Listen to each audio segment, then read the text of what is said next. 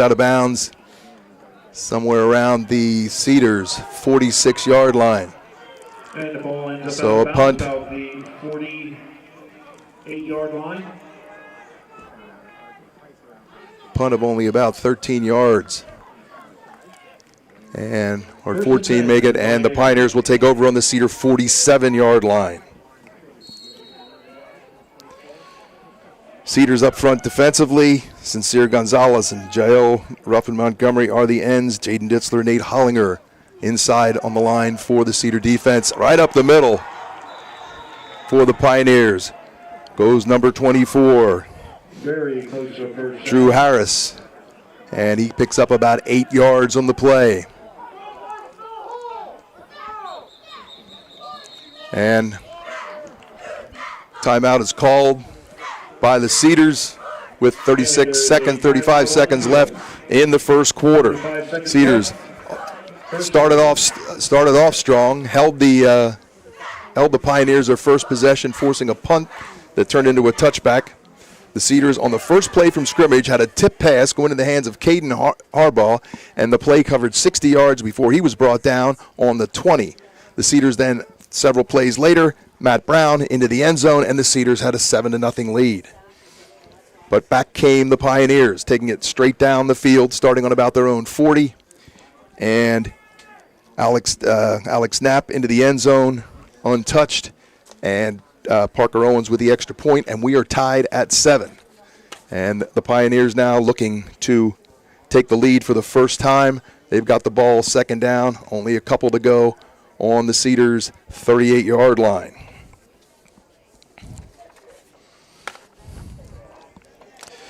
So, as I had mentioned earlier, this is one tough Pioneer team that's come to town. They return almost everybody from a team that won the 4A district championship last year, and they showed everything that was expected of them last week, running all over Solanco to the tune of a mercy rule game early in the third quarter, much like the Cedars had.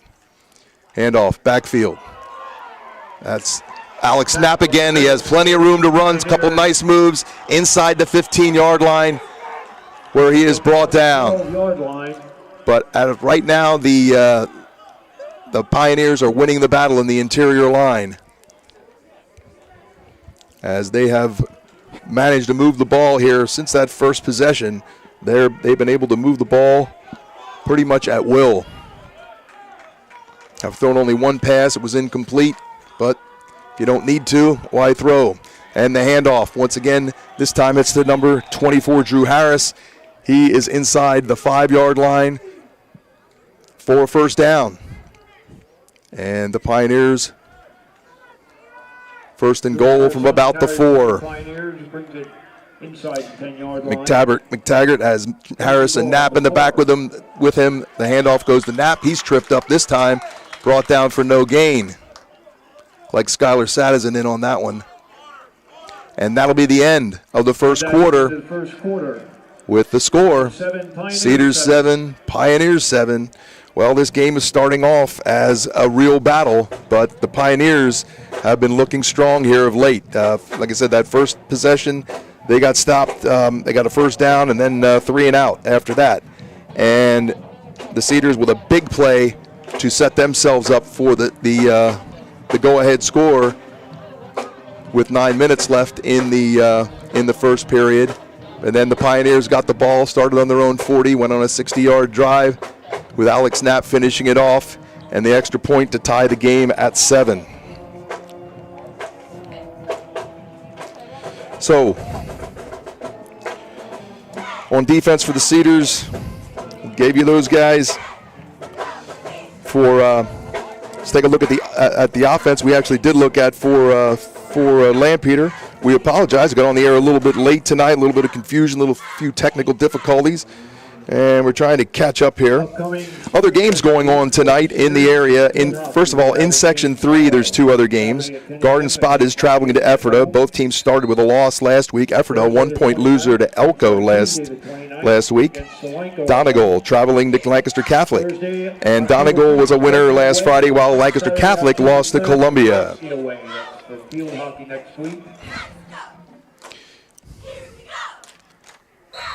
We'll give you the other teams in Lebanon County and where they're playing tonight here momentarily.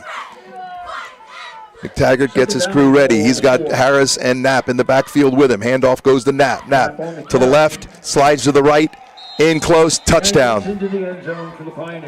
So the Pioneers with a short field by virtue of a shorter punt take it from the 47 all the way into the goal line and in for a touchdown as the Pioneers take the lead now 13-7. And again, this is Parker Owens doing the kicking.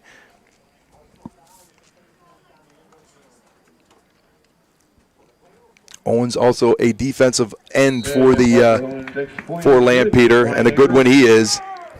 14-7. 11:53 left in the half. Last week, Owens was credited with 8 tackles, 3 for a loss, plus 2 sacks. And other guys the Cedars are going to be facing here, the defensive backfield for the Pioneers. There's safety Berkeley Wagner and defensive back Matt Weiss. Last week as a team, they picked off 3 passes. Weiss had 5 tackles and a fumble recovery. Wagner from his safety spot, 13 tackles. 13 tackles last week. One forced fumble. And they're not even the names to be heard, really. The stronger ones you hear about for the Pioneers. The linebackers, Connor Nolt, he's a key performer. He's the guy that last year took over when McTaggart was hurt. He took over at quarterback. So he's a versatile athlete. He and then proceeded to lead the Pioneers to their 11th straight playoff appearance and a District 4A title. Owens to kick off. Once again, it's Roof and Brown that are deep for Lebanon. That's Matt Brown about the 5. To the left, turns the corner, and he's taken out of bounds. Looks like around the 30-yard line, maybe the 31, and that's where the Cedars will take over. A little better return that time by the Cedars and no drama with a potential fumble. So for the Cedars, beyond Alex Rodriguez and the guys he throws to, the running back by committee, Matt Brown, Pedro D'Arce, and Darrell Reed, they all get touches out of the Cedar backfield. Out of the Cedar backfield. And we said we have that front line, everybody back from last year. They'll be opening holes for the Cedars. Here's Rodriguez to his left, flips it ahead.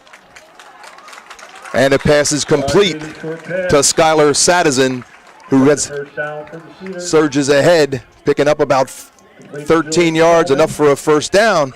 And the Cedars make it 14 yards to the 45. And the Cedars are off and running here in their 3rd possession of the ball game. Cedars spread it out again. Slots to both sides, wide receivers top and bottom. And a whistle. Flags on the play. And there's Parker Owens knocking down Isaiah Rodriguez, apparently in the official's opinion, that he wouldn't have been aware of the situation at the time he committed to the move to hit Isaiah.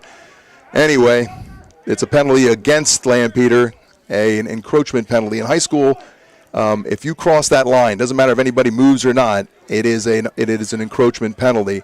So they go 5 yards. The Cedars will have 1st and 5. Alex Roof at the bottom here along with Caden Harbaugh. Looks like Michael Johnson at the top along with Sadison. I don't know who's in the backfield. I can't tell who that is right now with Isaiah Rodriguez. Could be Matt Brown. Isaiah to pass. Goes long downfield. And it is caught by Michael Johnson. Touchdown! Oh my! A 50-yard pass from Isaiah Rodriguez to Michael Johnson. Hits him right in stride for a touchdown. And we're an extra point away from being tied. Wow. I'll tell you what. This game is starting off the way everybody expected. These two teams were picked to be at the top of Section 3, and they're playing like it thus far. Each team with 3 possessions, each team with two scoring drives in those out of those three possessions. Here's Matt Carvajal for the extra point.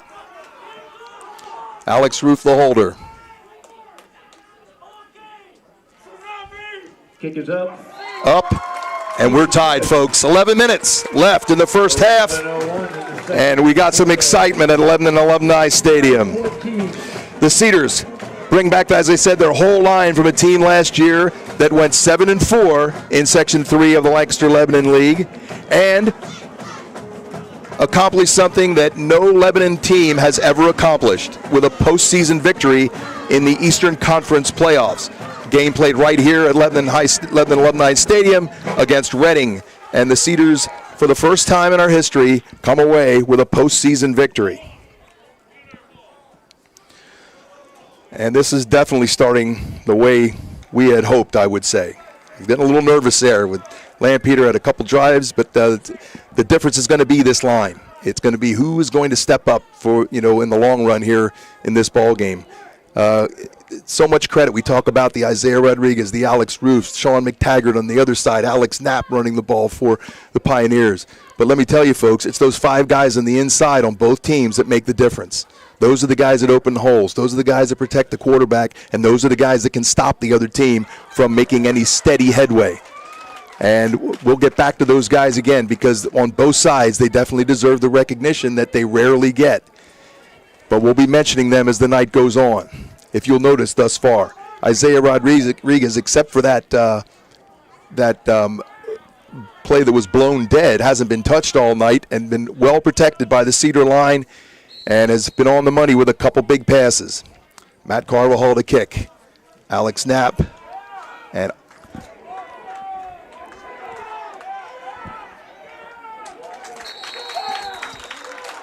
brought down in there. Matt Brown in on the tackle. So that was number 81, Ian Herr, on the return. And no big gain that time. And a better field position situation from the Cedars standpoint, as Lampeter will start from its own 21-yard line. Cedars employ a variety of defensive fronts. Quite often you'll see them in a three-man, a four-man. Right now they got about basically looks like more like a three-man with an outside linebackers. And up the middle, that was McTaggart, who was busting off 6, 7, 8 yards at a clip. That time he only gets 3. As the Cedars swarm and stop the Pioneers. Game moves at a much faster pace in the old days. Neither of these teams huddling when there's not a timeout, and they are usually spread out as they are now. McTaggart to throw, rolls to his right, fires to the wing, and a pass is caught. That's number 88, and number 88 for it's Bo Heiser for the Pioneers. And on the tackle for the Cedars, number 11, Rafael Quinones, as Heiser breaks out for about a 20-yard gain. Lampeter right away, double slot to the top, motion. That's Alex Knapp on the jet sweep. He gets it, heading right. Picks his way through across midfield. And he's brought down about the 49, but there is a marker at the end of this play. They're going to mark that right at midfield.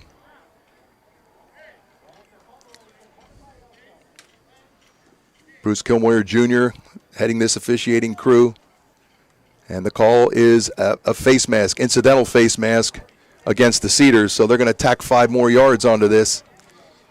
And that's going to leave the Pioneers with only about 3 yards to go, and they'll be repeating first down. It was against Lebanon. In fact, from where they're marking, they're going to call it 2 yards. 3. First and 2 for Lampeter. And McTaggart looking to throw, fires, and is complete to number 26, Owen Fickert. And Owen falls ahead to the 38-yard line, and a first down for the Pioneers. If you're listening from to this ball game from the Lampeter-Strasburg area, we welcome you. We know this is a tough time. Only home teams can broadcast their games. And we apologize for, we'll probably be slanting a little bit towards the Cedars tonight. It's just the way life is. And McTaggart fakes the nap, takes it right up the middle. And for a nice gain of looks like about maybe 8 or 9 yards.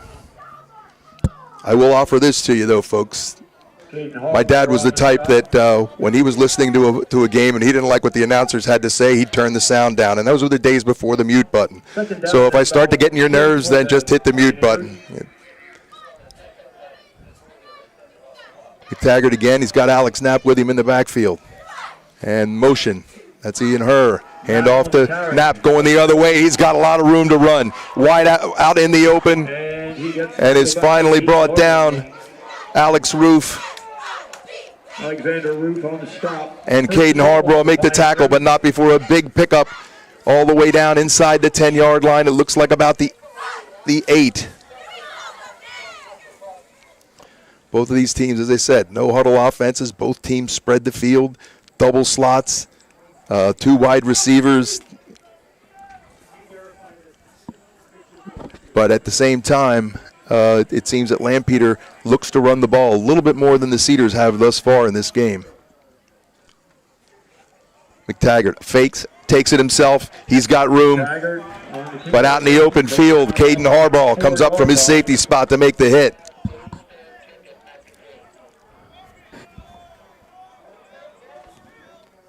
But McTaggart takes it inside the 5-yard line.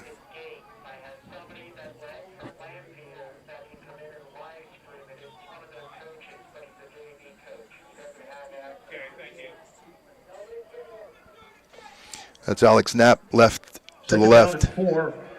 And he gets the handoff in the jet sweep. But penalty markers are down. Whistle. And looks like a false start against the Pioneers. So they're marching back 5 yards. Take them back to about the 9-yard line. 2nd and goal from the 9.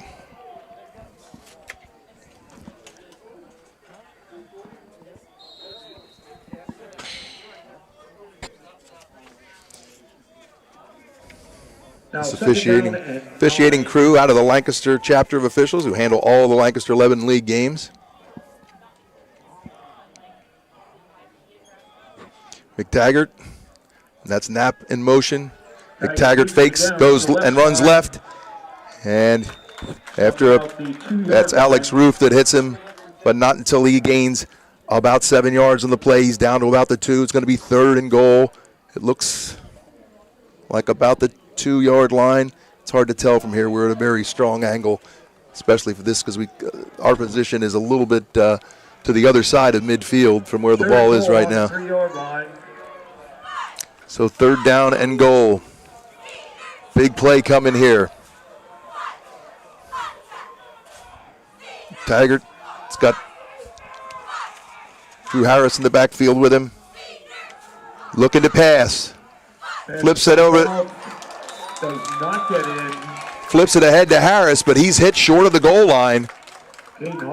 And once again, it's Caden Harbaugh on the hit. That young man's playing quite a defensive ball game. And he also has the Cedars' biggest offensive play of the night, 60 yards off a tip pass. 4th down and goal. They're about the 2, and as I would have expected, looks like Lampeter's going to go for it, and the Cedars are going to want to take a timeout and talk this over.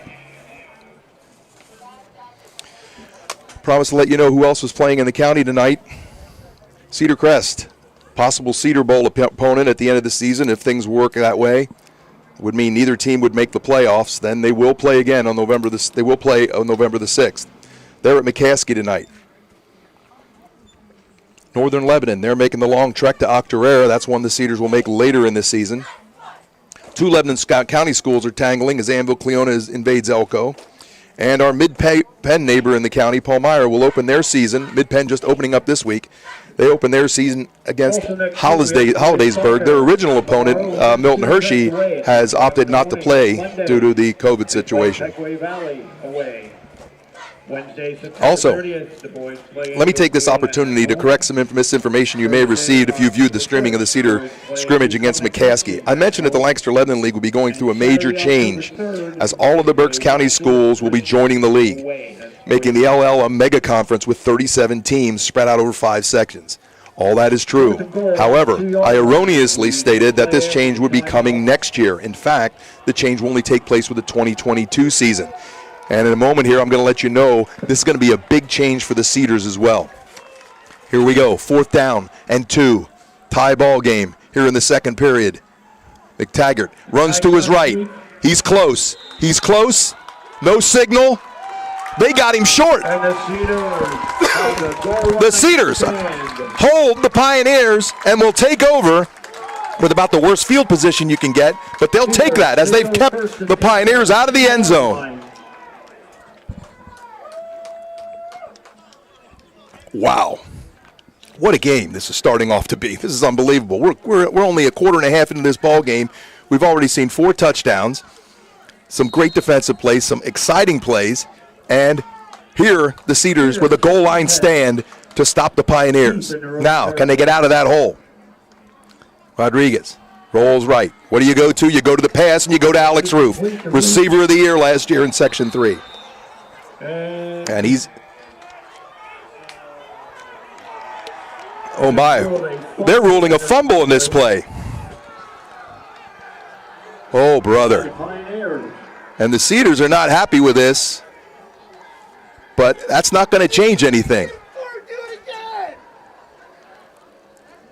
This is going to give the ball back to the Pioneers on the 10-yard line. I'll tell you, turnovers, they will kill you. But as far as Lampeter, the last couple of weeks, they've been living by the turnover. And once again, a loose ball has gone their way. So after the fumble, it was the Pioneers' ball. So McTaggart set his team up again. Drew Harris with him in the backfield. Alex Knapp is out there also. But the give goes to Fickert. Fickert ahead, inside the 5, to the 1-yard line. 2nd down and goal from the 1. Wow, turnovers. That hurts.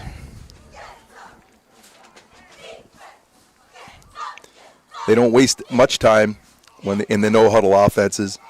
And basically what it does, it forces the other team, it limits your opportunity to substitute. Not that there's a whole lot of that goes on the high school level. And a nice play there by number 50, Matt Carvajal, who splits the defenders to take down Drew Harris for a loss on the play. Back looks like about the 3 maybe. Perhaps even the 2. But it's going to be 3rd down and goal from there. And to give the left side, this is Drew Harris, and he's in for the touchdown. Tough break for the Cedars. After holding the Pioneers, they give it right back to them with a fumble and only 10 yards to go, and LS doesn't get stopped this time, and they take the lead 20-14. Parker Owens with the extra point pending.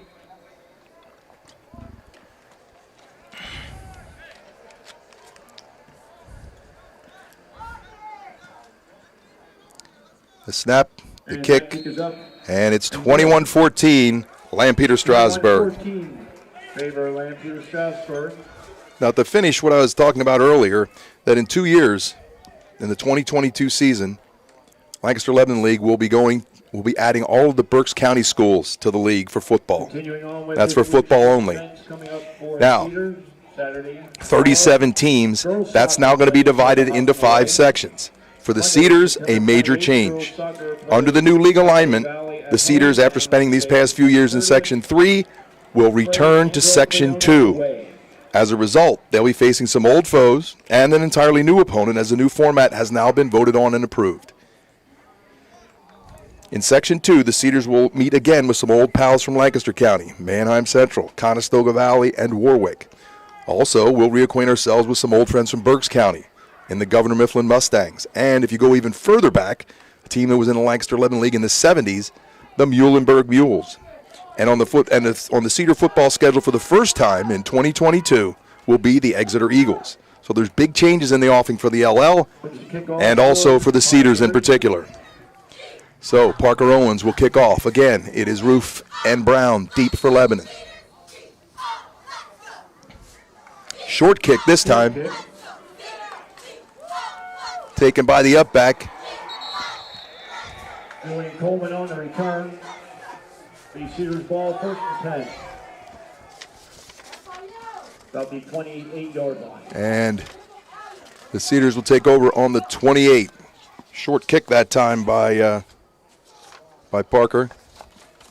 So the Cedars with not much of a run back, but didn't have much room to run because of the short kick, which certainly shortened the field for the oncoming kickoff team. So Rodriguez gets ready to go. He's looking to throw again. Again, long downfield. This is Alex Roof he's looking for. And the pass falls incomplete. On the coverage for the Pioneers. Looks like number 81. Which would be Ian Herr. No, I'm sorry, that's number 11. Excuse me, Austin Stolzfut's on the coverage for, and he had Alex well covered on that play.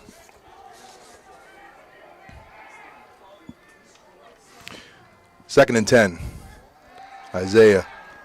And now the Pioneer rush gets to him. They came strong that time.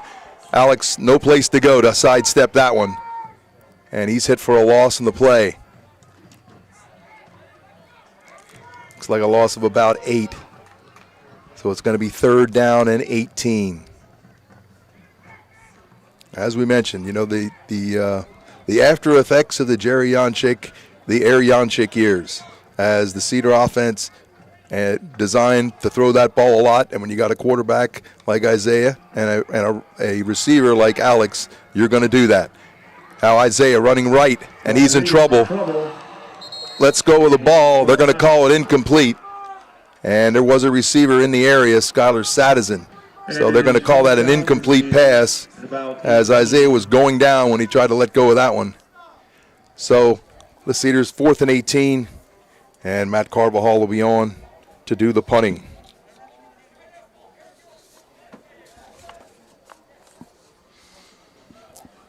Deep for the Pioneers. Again, Ian Herr on one side. I believe that's Alex Knapp on the other.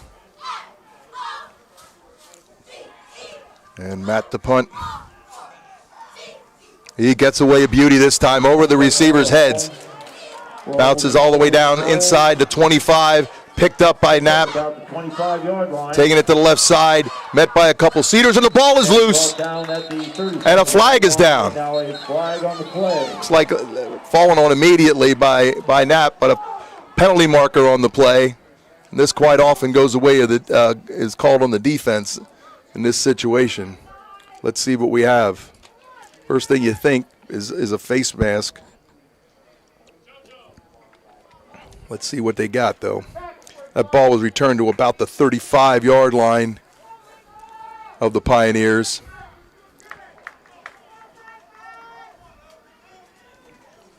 No, this is a hold.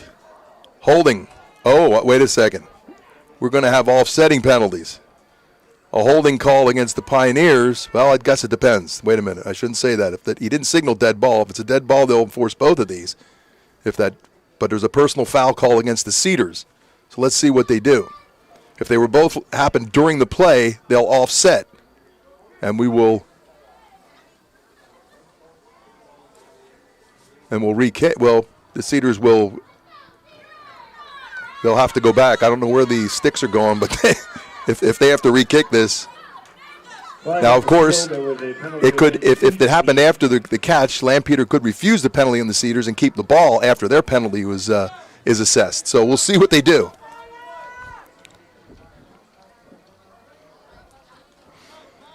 In this situation, the team that has the ball can refuse the penalty on the other team, and then they'll be penalized, but they again get to keep the football. And now he is signaling just the hold against Lampeter. They're calling it dead ball against the Cedars. So they're going to go 10 yards from the 35 to the 25, and then they're going to come back 15 to the 40, and Lampeter will take over 1st and 10 at their own 40-yard line. Well, now they're not putting it on the 40. They're putting it on the 30-something. Okay. All right. I don't know what's going on. If that was a dead ball foul, then they would have had to. Then they would have to enforce both penalties. If it wasn't a dead ball foul, then, as I mentioned before, Lampeter can refuse the Cedar penalty and take the ball. But they said it was a dead ball, but apparently it wasn't. So there's a pass, and that's intended for Bo Heiser, and he makes the catch, but makes the catch on one knee. Picks up about 5 on the play. So second down. Looks like 5, maybe a little less than 5, which means that a penalty will get you a first down, 5-yarder. Double slot comes here to the bottom to the bottom of the screen. McTaggart to throw. He's looking deep. He's got a man wide open, but he overthrows him. That was Austin Stoltzfus. But the pass is overthrown, and the Pioneers will be facing a third down and about 5 yards. Interesting penalty situation. That doesn't come up that often, that type of a play. And Bruce Kumware Jr., the referee, did not signal a dead ball foul on the initial signal, but he did on the second one. Maybe he just did that inadvertently. Okay, now McTaggart ahead, and he's got room to run up across the 40, almost to the 45-yard line. They're going to give him the 45. Doesn't matter how you do it. It's a first down for the Pioneers. We got 3:22 left here in the first half, and the Pioneers lead the Cedars 21-14. Pioneers have shown more consistency in moving the ball offensively. The Cedars have been hurt by one big turnover has really hurt them. That pretty much is the difference in the game right now. Pass over here to the left side to number 26, Owen Fickert, and the Cedars number 28, Julian Coleman, takes him out of bounds and leaves the Pioneers facing a 2nd and 8.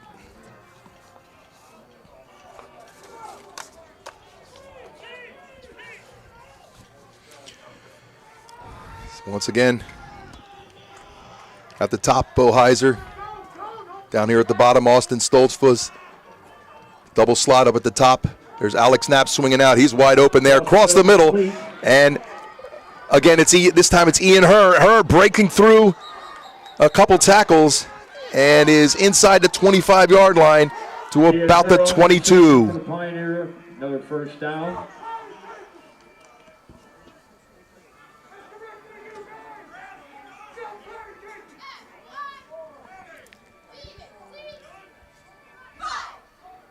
First and 10 on the 22.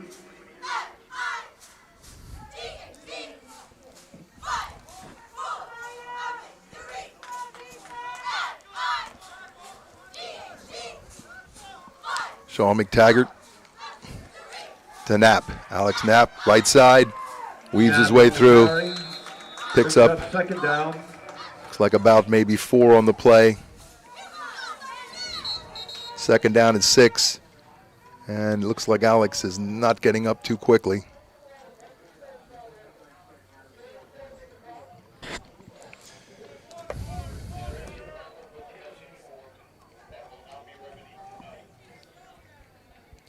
And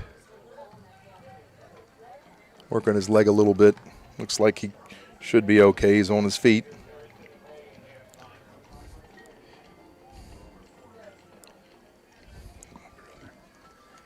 And he's walking off on his own power. So we're going to have second down, maybe 7 coming for the Pioneers, just inside the Cedar 25-yard line. As this first half, you take away that the Cedars with a great goal line stance, stopping the Pioneers at the 1-yard line with this game tied. Unfortunately, in the first play of the scrimmage, a fumble gave the ball right back to Lampeter, and this time they weren't to be denied and took it in. Second down and 7. And that's the difference in the game, 21-14 at the moment. McTaggart to the right. Side. And that was to number 14, Giovanni Malatesta, Brings up third down. who is in the ball game, replacing Alex Knapp. Gain the play of about 4, third down and 3.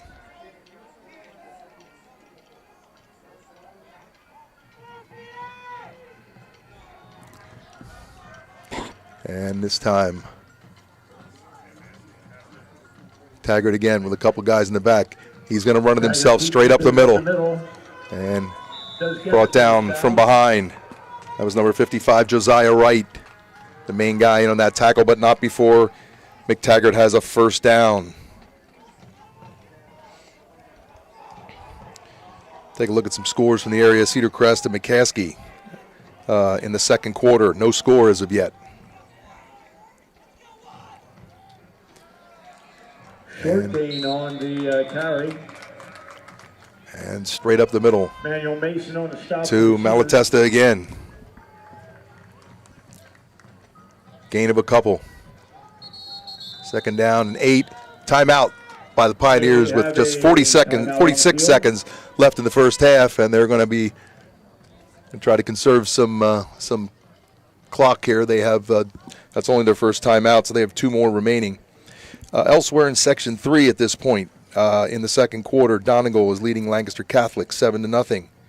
Garden Spot, who is suffering through a 25-game losing streak at the moment, they're ahead of Ephrata 7-0. In Section 4, that county rivalry going on, Elko leads Ambler-Cleona 14-0 in the second. And Octorara entertaining Northern Lebanon, and they're up 12-0 on the Vikings in the second quarter. Away at Warwick. So some interesting action going on. Next week for these two teams, LS will be at home against Lancaster Catholic, and the Cedars will travel to Ephrata. And Ephrata last week, the Mounts falling to the Elko Raiders 28-27, what had to be one of the most exciting games of the weekend. So second down and goal to go from about the 7. And McTaggart now has, that's either Ian Herr or Bo Heiser in the backfield with him. It's Heiser. McTaggart rolls right, throws to the corner of the end zone. The pass is caught. Pass is caught. I'm seeing no signal from an official. Seeing a lot of signals from the Lampeter players, but apparently it's incomplete. But apparently it was incomplete or caught out of bounds. But it is so it'll be a third down and goal from the 7-yard line. Pass was caught, but apparently the receiver, and you only need 1 foot down inbounds in high school football for a completed pass. But the receiver must have come down with more than one, or with his 1 foot, the first foot down must have been out of bounds. So, taking a look at other scores in from Lancaster Lebanon League. Hempfield 6-0 over. These are all second quarter scores. Hempfield 6-0 over Penn Manor. Wilson leading Manheim Township 17-7. Wilson got smoked last week by cross-county rival Governor Mifflin, but looks like they're bouncing back this week. Solanco leading E-Town 14-7. The Mules taking a shellacking from these Pioneers last week, trying to get their ship righted, and they're heading in the right direction with a touchdown lead in the second quarter.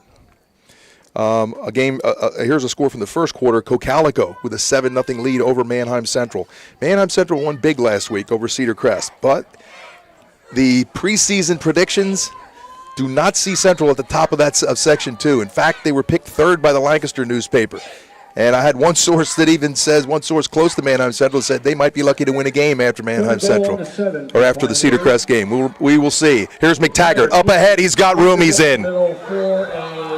Touchdown.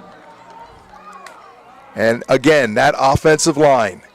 The Cedars have an experienced line, but so do the Pioneers. And those Pioneers have a lot of experience, all the way winning a district title last year and getting to the state semifinals before bowing out. They had and they played a rugged schedule in Section 2 last year, now going down to Section 3 with us. And that's Parker Owens, the kick. And the extra point. And he's got it. And with 37 seconds left in the first half, it is Lampeter-Strasburg 28 and our Lebanon Cedars 14. Well, there was a lot of anticipation coming into this. I mean, hey, let's face it, there's a lot of anticipation just playing football, because it was not too many weeks ago that we were wondering if anything was going to happen, if any games were going to be played. So even though we sit here with a fairly empty, if you look across the field, what you're looking at is just a couple people in the visiting bleachers. And I'd have to say that's pretty much social distancing at its best. On the Cedar side, people well spread out, but total allowed in 250, and it'll stay that way until some change is official. But right now, even though there are changes being discussed and changes trying to be implemented, it is still a maximum of 250 allowed at any outdoor gathering, and that's where we are. Parker Owens to kick off. Again, Roof and Brown deep. That's Matt Brown. Brown on the return for the Cedars. He's at a 20 and runs into a host of Pioneers close to the 25-yard line. And there the Cedars will take over. 31 seconds left here in the first half.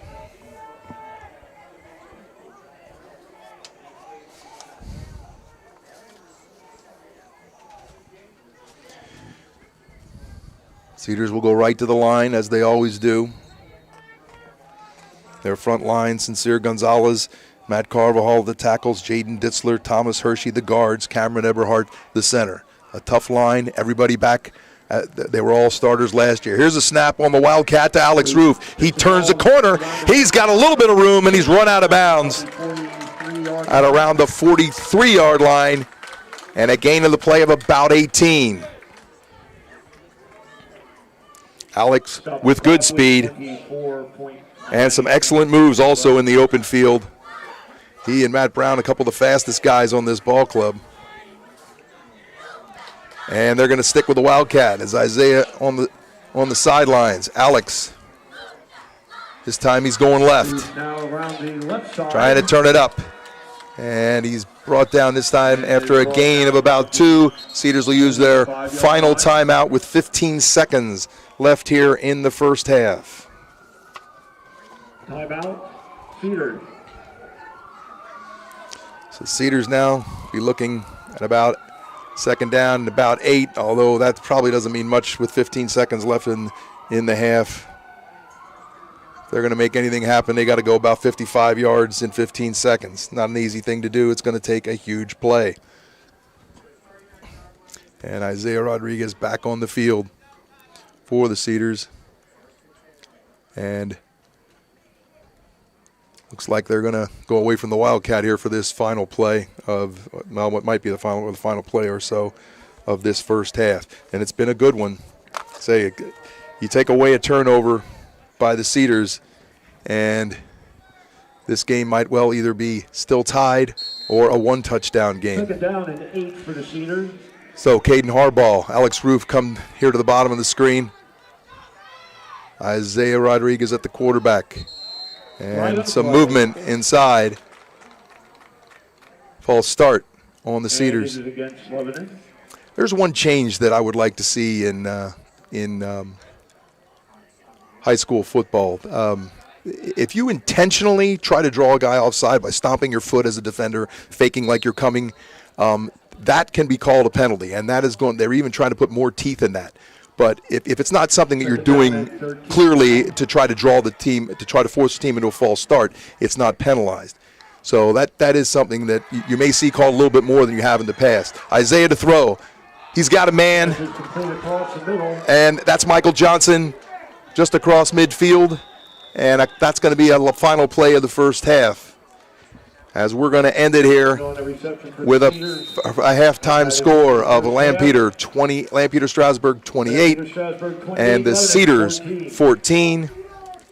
The Cedars kicked off to start the ball game, so I'm going to imagine that the Cedars will be receiving when we come out to start the second half. So we're going to take a break here.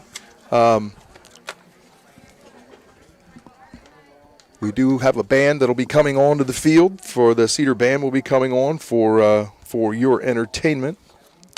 And when we come back, we'll try to update you with some halftime scores from across the league. See if we can get an update on some of these, some of the scores that we already gave you, as we're in the second full week of action in the Lancaster-Lebanon League. As I mentioned before, Mid-Penn, they're just getting started this week. So it's an interesting year, to say the least. But I didn't have to tell you that. It's the most bizarre year of my lifetime, for sure.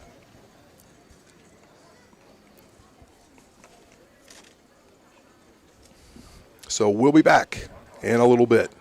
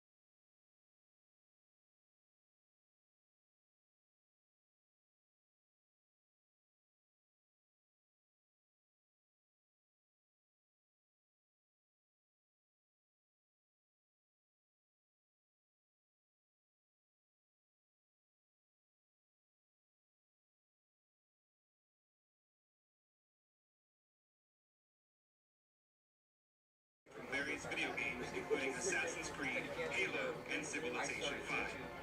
The marching band is under the direction of Colin McGrory.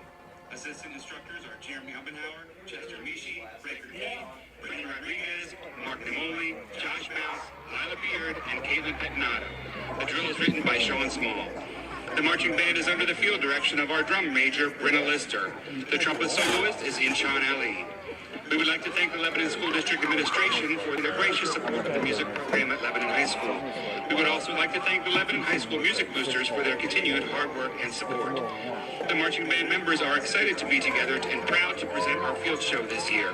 And now, ladies and gentlemen, please turn your attention to the field and welcome your 2020 Lebanon High School Marching Cedars and their field show, Game Changer.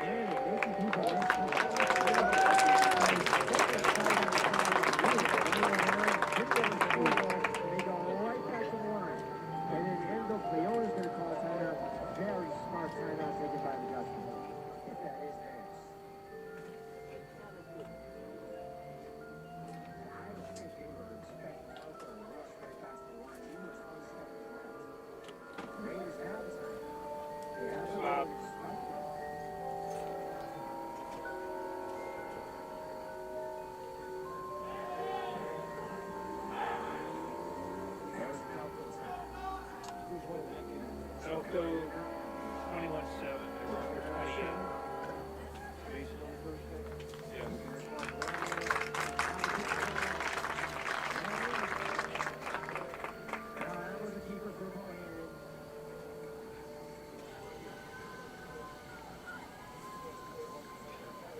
Scored that one for 7 yards out. 28. Her touchdown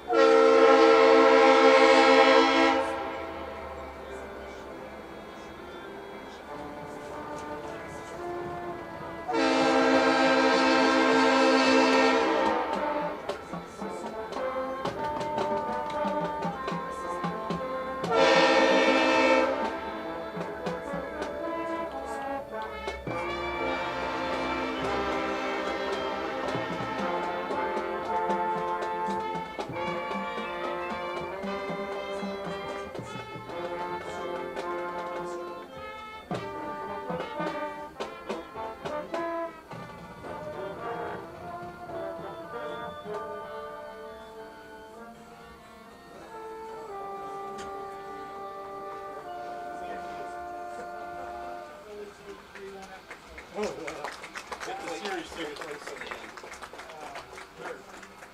wanted to kill myself the other night when they gave up that home run extra and lose that game. How many games back are they? Well, they were a half game out of the wild card after last night. Good.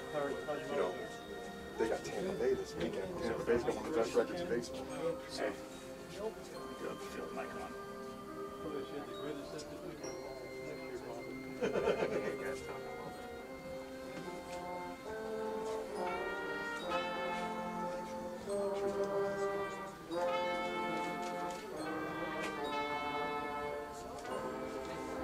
came up 3 minutes before I took off.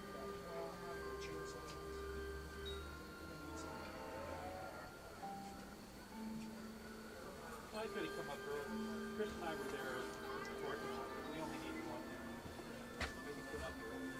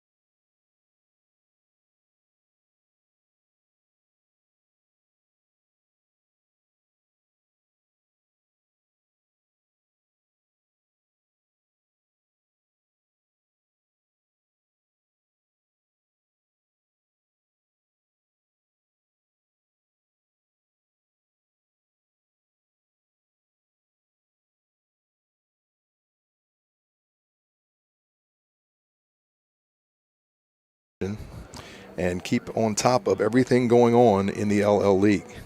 So Mike Gross gave us these stats for the Cedars. Isaiah Rodriguez went 8 for 10 in the first half for 170 yards. 3 of those passes were in the hands of number 14, Michael Johnson, who went for three catches for 69 yards. The big play for the Cedars happened right off the bat on their first possession, a tip pass into the hands of Caden Harbaugh, who went 59 yards and set up the Cedars with the first score of the ball game. But for the most part, it has been Lampeter-Strasburg that has been controlling the action. As Lampeter quarterback Sean McTaggart, he's gone 7 for 11, but it's the damage on the ground that has been more significant. Lampeter has rushed for 195 yards on the ground here in the first half. 30 times they've run the ball, and they're averaging about 6 yards per carry, 6.5 yards per carry. McTaggart leading the way in that department with about 78 yards rushing, and Alex Knapp has 75 yards. So we've had a good ball game, but it was the turning point of the game. The key play in this ball game happened in the second quarter, as the Cedars had just held the Pioneers at the goal line and took over on their 1.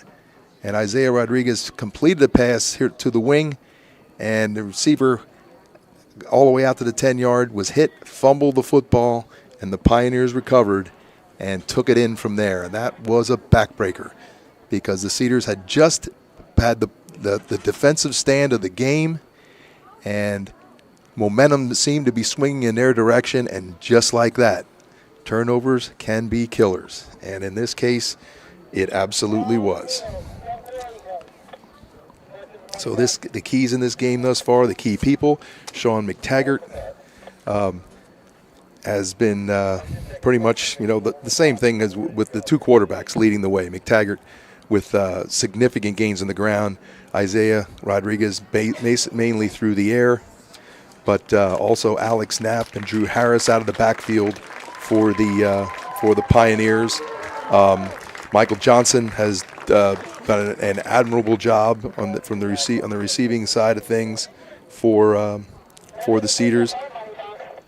Alex Roof has been contained fairly well thus far by the Pioneer defense, but we'll see how it goes here in the second half.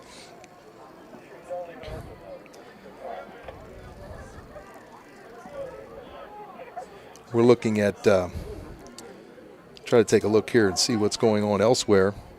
At halftime in Section 1, McCaskey with a 3-0 lead over the Cedar Crest Falcons.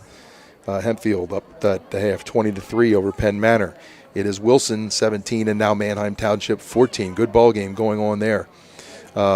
In Section 2, Manheim Central trailing Cocalico 14-3.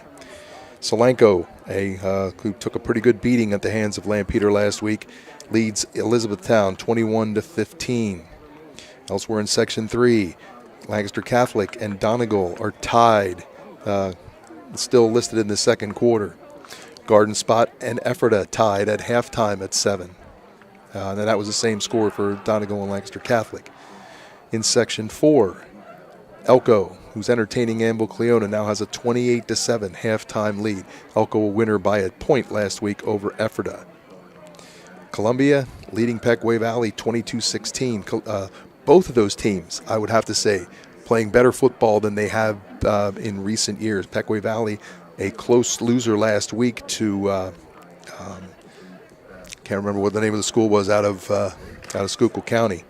But Columbia defeated Lancaster Catholic last week. Octorara now in the third quarter against Northern Lebanon, and they lead 18-0. And as I said, of course, here it is Lampeter-Strasburg 28 and Lebanon 14 as we're getting ready here for the second half.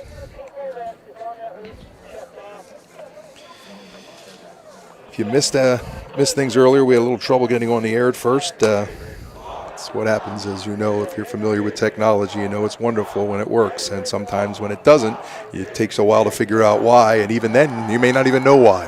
It seems to come and go at its own whim. So that got us started a little slow tonight. One of the things I did mention earlier about the changes coming up in Lancaster Lebanon League, in 2 years, not next year, but 2 years. We'll be going to a 37-team league with the Berks County schools joining Lancaster Lebanon for football only. And the Cedars will be moving to Section 2. And that means they won't be in our section. Will be no one that is in the section now. We'll be back playing teams like Manheim Central, Conestoga Valley, and Warwick. And from Berks County, you have Governor Mifflin, who was not that too far in the distant past, was in a league with the Cedars. But you got to go way back to find when the Muhlenberg Mules and the Cedars were on the same schedule. And then there is a team also from Berks County coming into our section who we've never been in the football. I don't even know if we've ever played them, and that's the Exeter Eagles. Speaking of playing, this is the first time in 5 years that the Cedars and Lampeter-Strasburg have tangled. So a lot of big changes coming, and this huge game right off the bat here in Section 3 of the Lancaster Lebanon League between the two teams picked to be at the top. And right now, Lampeter-Strasburg has been flexing its muscles and leads 28-14. This is Parker Owens to kick off. Matt Brown, Alex Roof deep for the Cedars. That's Brown. Brown on the return again for the Left Cedars. side. And run out of bounds by a host Takes up about of the Pioneers. 5-yard line. The first If you see Matt get out in the open, look out, because he's one of the fastest guys we have. And I don't know if Lampeter has the guy to catch him or not, but hopefully we can spring him here in the second half. Cedars take the ball and are looking to move. This is an important set of downs coming up here. 28-14, they trail. First possession of the second half. If they can get on the board, they can turn this thing into a brand new ball game. So Chris Rivera hustling onto the field as apparently Jaden Ditzler, Sincere Gonzalez must be out of the ball game at this point. There's a pass. Looks like Sincere Enoch. And he breaks up across the 35, and he's has enough for the first down. Nasir Enoch, number 3 for the Cedars.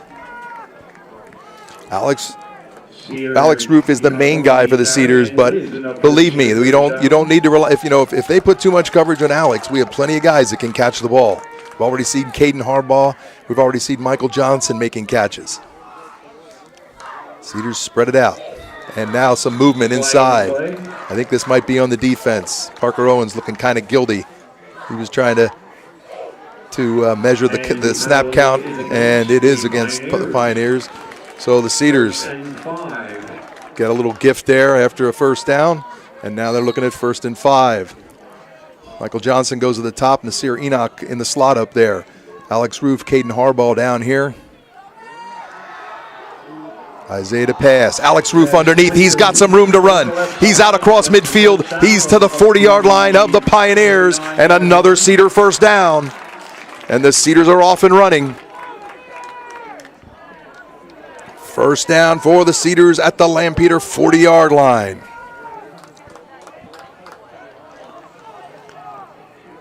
Again, Johnson, Enoch to the top. Harbaugh to the bottom here, along with Alex Roof. And on the blitz, pass underneath the Enoch. And Enoch makes the catch as Isaiah got rid of that quick. He could smell the pressure coming. About 6, second down. As Bo Heiser coming from the right off the wing, taking a shot there at Isaiah, but he got rid of it pretty quickly. Julian Coleman also out here in the receiving area for the Cedars, as we got 5 guys spread. Isaiah back there all by himself. And don't think Isaiah can't run. He looks a little gangly out there at the 6'5", but he can run the ball too. Alex Roof curls it up just inside the 30-yard line. And a pickup of about 6, and that's enough for a first down, as the Cedars are starting to move the chains.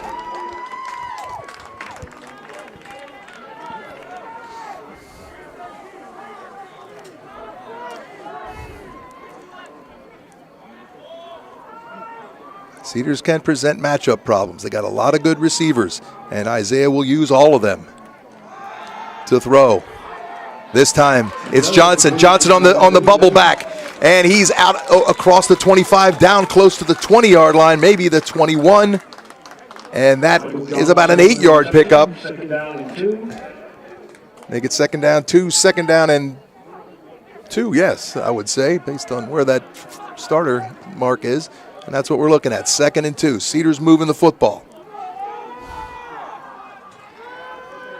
Now we've got 3 guys in the slot over here, 4 receivers to the bottom of your screen. The snap, Isaiah rolls to the right, looks, dumps it off. That's Coleman. Coleman catches it, steps out of bounds, but they're going to say no, he was out of bounds when he made the catch. So the Cedars will be looking at a 3rd down and 2. But it appeared to be incomplete because he was out of bounds, so it is 3rd down. So big play coming here for the Cedars. They've been moving the football. First 3rd down they've had to face in this possession. But they got 3rd and about 3. 2 receivers at the top, 3 to the bottom. Mohawk takes the snap, looks left, fires, and the ball is tipped. And then incomplete off the hands of Michael Johnson, and the Cedars will have 4th down and 3. And to say this is a key play in this ball game is an understatement. Matt Brown checks into the Cedars lineup. So you'll see Alex Roof, Caden Harbaugh here at the bottom. Top of the screen, it's Nasir Enoch, Michael Johnson. Johnson with 3 catches in the first half. And the snap. Isaiah looks, now flips. And the catch by Alex Roof. Alex makes the catch on the left side, down to about the 12-yard line, and the Cedars have another 1st down.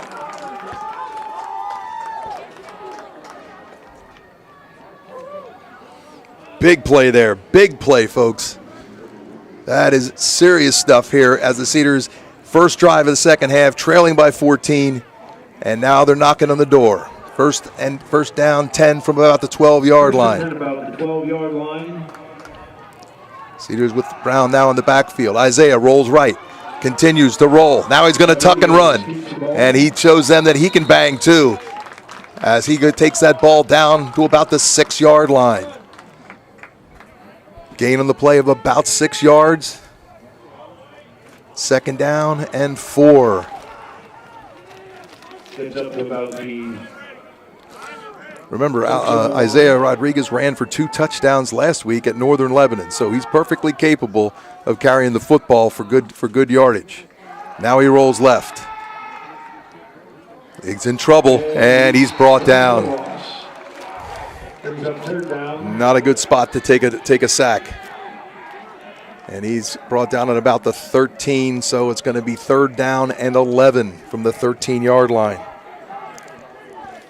Clearly, though, the Cedars are in 4-down territory. They already were in 4-down territory and getting that 1st down on 4th down in the previous set of downs. Isaiah sets up. Everybody tight now. Harbaugh, Johnson still at receiver spots. And now to throw. And it's complete on the left side. And that is Michael Johnson. Gain on the play of about 5 yards, leaving the Cedars with 4th down and 8. A little more manageable. Last time we were looking at 3rd and 3 or 4th and 3, and a pass to Alex Roof got the Cedars a 1st down. And again, we pack it in a lot tighter than normal. Isaiah to throw. Looking, he fires. And incomplete. As Michael Johnson tried to make a shoestring catch along that sideline. When I say shoestrings, I mean the tips of his toes, but was out of bounds when he made the catch. So the Pioneers will take over. And now it's up to the Cedar defense.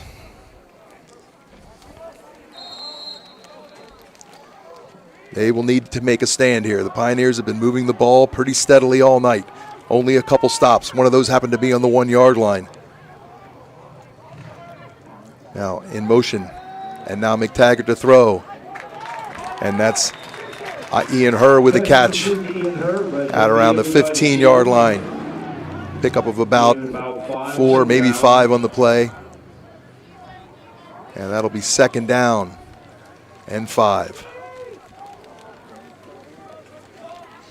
And now LS is huddling up. Haven't seen much of that from either team all night, as both of these teams, call their plays at the line of scrimmage generally.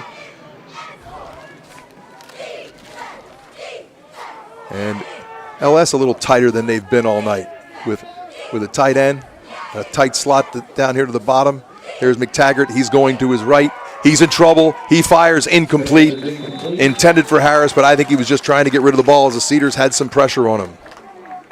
That's the first time there's been some significant pressure on Sean McTaggart tonight.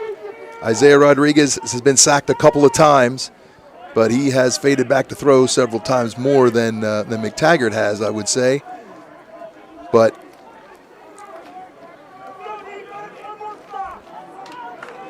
has taken a couple sacks. But the Cedars have bounced back pretty well for that from those 2 sacks. No, not so much the last one.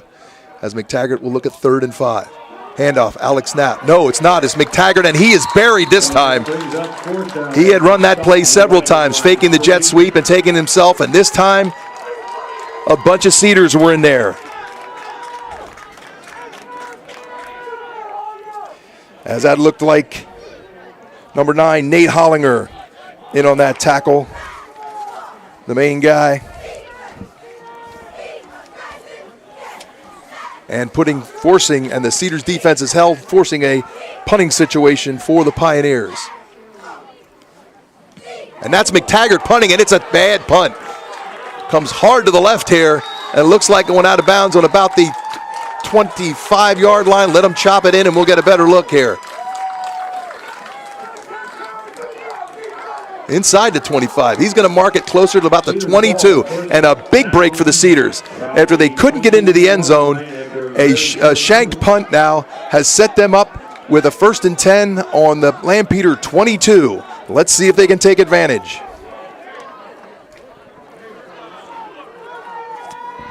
Skylar Sadison back now on the offensive side. He fills the slot at the top of the screen. Michael Johnson takes the wide out spot. Caden Harbaugh and Alex Roof down here at the bottom. Matt Brown joins Isaiah Rodriguez in the backfield.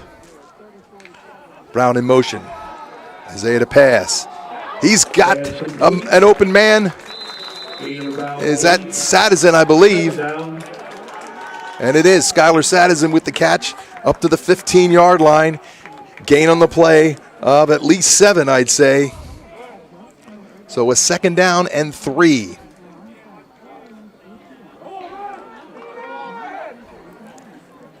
Now Alex Roof out here all by himself at the bottom of the screen. And they give straight up Matt Brown this time. A rare straight running play, and a flag comes flying in from the wing. I don't know what he's got out there. That situation, it could be a couple different things, but you think maybe a bad block or a hole perhaps. Cedars at 2nd down and 3. Personal foul, face mask on the defense, and that's going to be a big one. That's not the 5-yard variety. And so they're going to go half the distance of the goal from about the 13. The Cedars are going to be set up down close to the 6-yard line with a 1st and goal.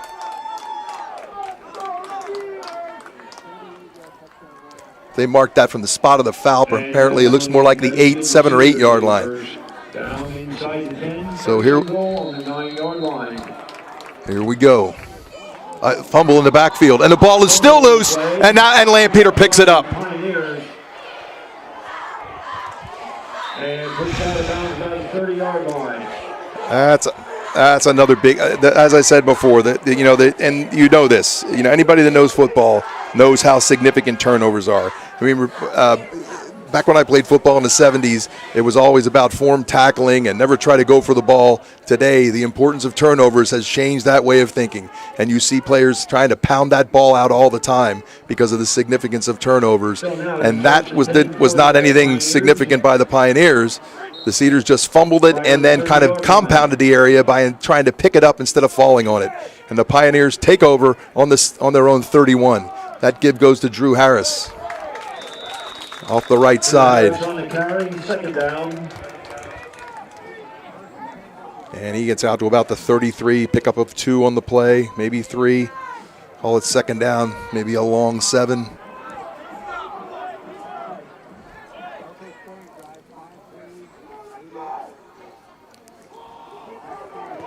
This is Alex Knapp, I believe, and he's hit for a loss. That was number 52, Sincere Gonzalez on the tackle for the Cedars.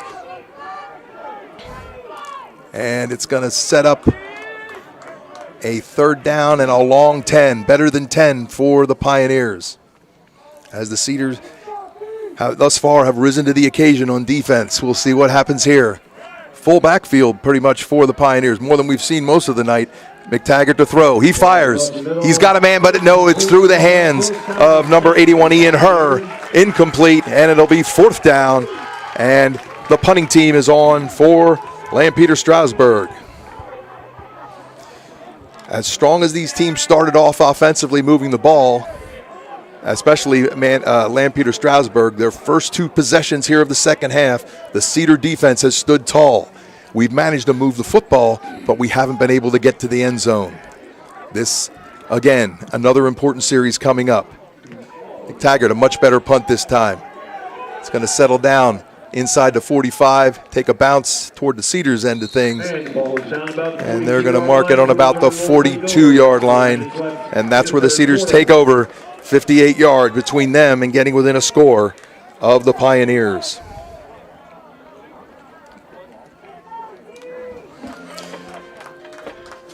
I got to say that the Cedars have held their ground tonight. There were some that doubted whether they could hang with this Pioneer team, but to this point, they have been very resilient and are managing to keep themselves in the game. If they can get something going offensively here, and they have been getting it going, they just can't get across that goal line.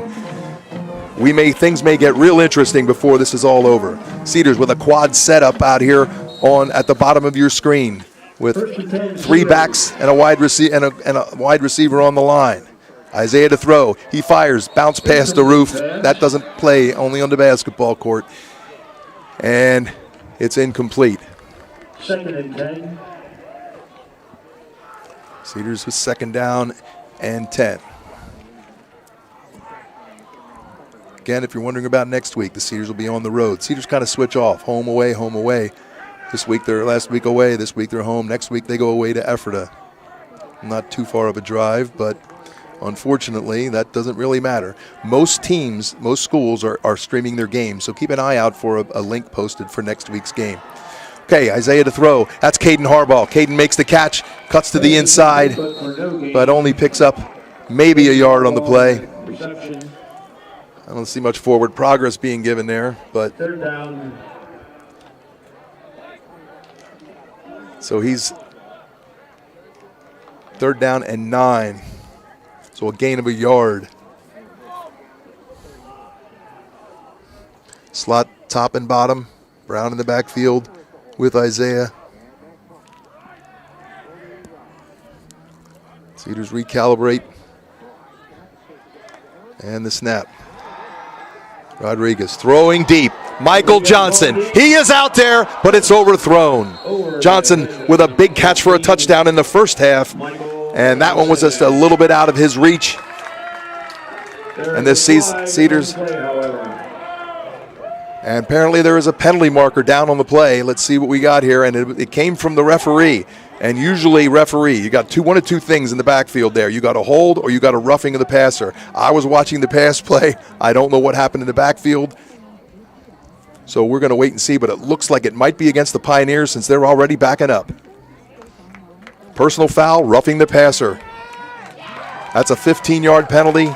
And whether it is or not enough to give, it's an automatic first down, but I think it's enough on yardage to give the Cedars a first down, and they will keep the drive alive. So a big break for the Cedars right there. As a 4th down and 9, turns into 1st and 10 via the penalty, and now they're in Pioneer territory at the 42. Rodriguez the pass. Matt Brown makes the catch. Run out of bounds after a pickup of about 6. So the Cedars once again having their success throwing underneath, stretching the defense and throwing underneath.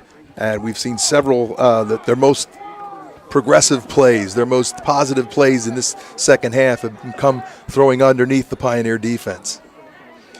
Brown in the backfield again, slots top and bottom. Isaiah rolls left, looks, fires, and overthrown. That's a tough pass to make. You got to throw across your body, running the opposite way. And Isaiah could not quite connect with Michael Johnson. Johnson been the guy he's been looking for most of the night tonight.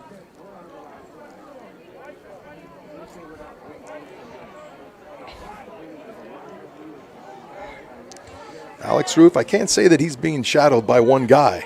There's been a variety of guys that have covered him.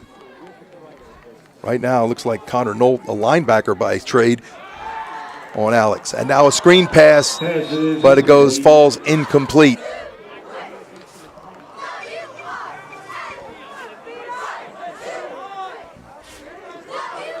And leads the Cedars again with a 4th down. 4th down and about 4. So the Cedars got to mix up some magic here.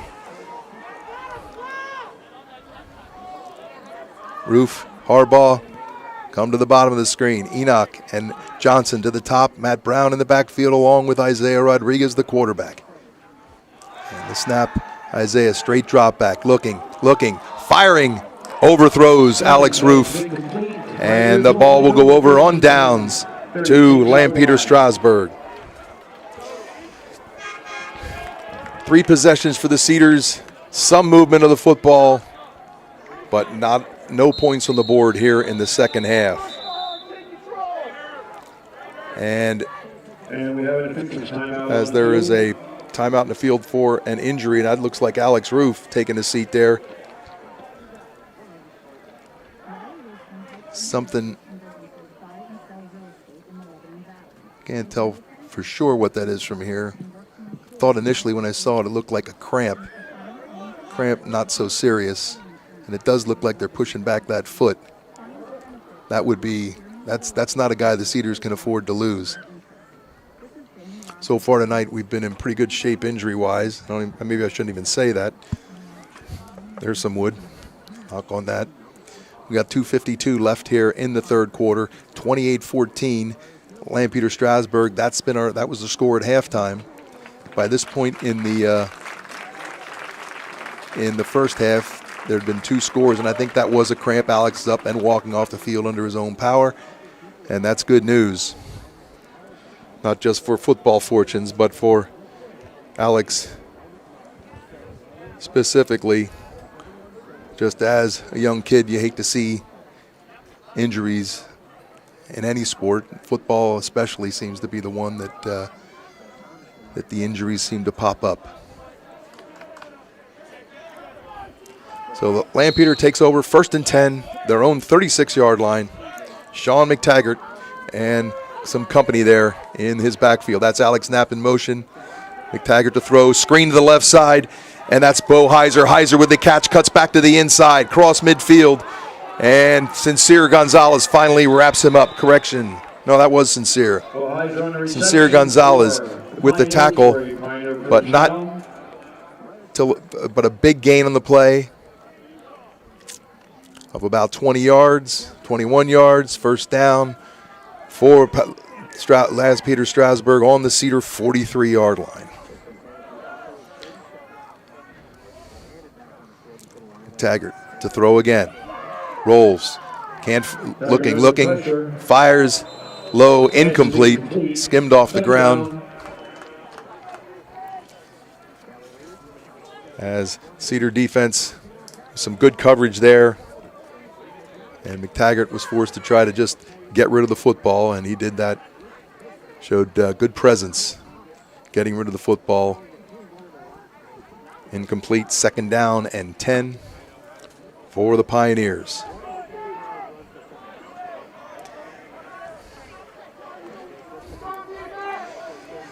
That Cedar front Looking to, and there goes McTaggart off the left side, trips. Looks like he lost his footing and tripped ahead, but he has enough for the first down. First down for Picked the up about Pioneers. 11 or 12 on the play.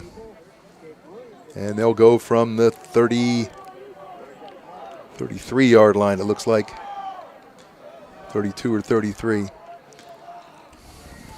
Sean McTaggart, number 10. Pressure coming from Matt Brown, but McTaggart gets it out to Alex Knapp on the right side, breaks a tackle, and is up close to a first down. Around the 22, 23-yard line of the Cedars. Have a timeout in the field. And there is a whistle, and there is a guy down for Lampeter, and once again, this looks like a cramp.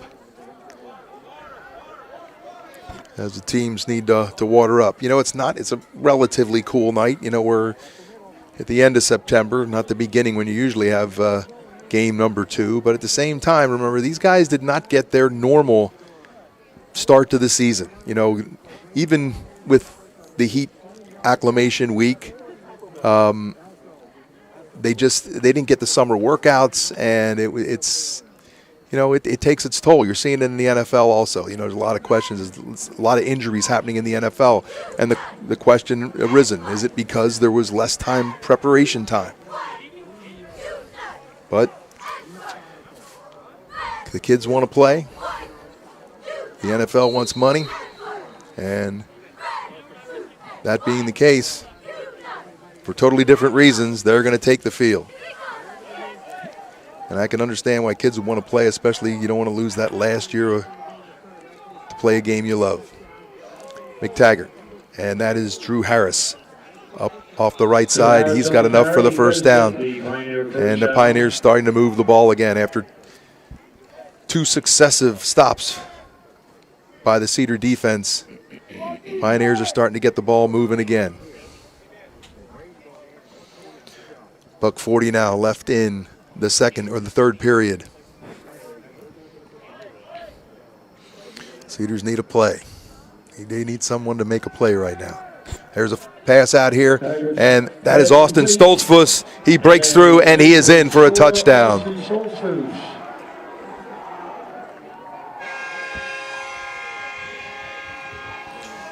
So the Lampeter-Strasburg Pioneers, after being denied twice here to start this second half, break through with their 5th touchdown of the ball game. Austin Stoltzfus on the pass from Sean McTaggart, and Parker Owens looking to make it 35-14.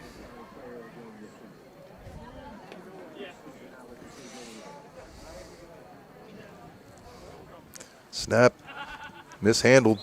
Kick, a low snap, handled pretty well by the holder actually, and Owens makes the extra point. And after, with minute 26 left here in the third quarter, it is Lampeter-Strasburg 35 and the Cedars 14. And we thought those possessions were important earlier. Now this is almost like a must-score possession for the Cedars. You're down 3 touchdowns, and the Cedars definitely have quick strike capability. We saw that in the first half. One play, 60 yards, set them up going in from the 20-yard line. Another long pass, Michael Johnson with a 55-yard touchdown catch from Isaiah Rodriguez. So we can do this. They can strike quickly, but they're up against one of the best teams in the Lancaster-Lebanon League. Doesn't matter what section, they're one of the best teams. They didn't win a district title by pure luck. And this is a team that, as we said before, returned almost everyone from that district title team.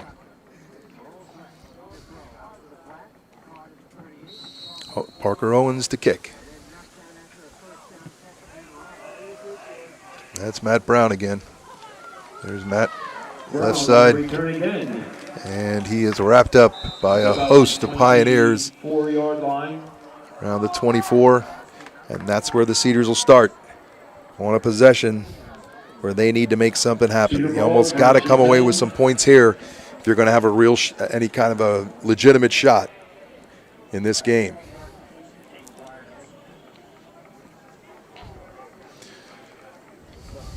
Caden Harbaugh down at the bottom here.